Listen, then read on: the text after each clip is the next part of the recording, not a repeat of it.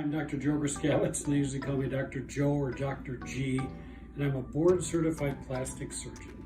And a question that I receive very frequently is, when should I take the skin out from my upper eyelids?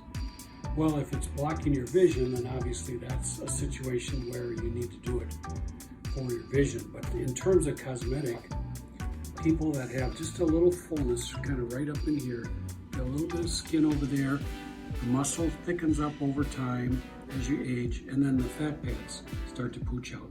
So we clean out those three things: skin, fat pads, and muscle. And see that's cleaned up there, and you can see she has a lot brighter eyes, pretty eyes, so you can finally see it.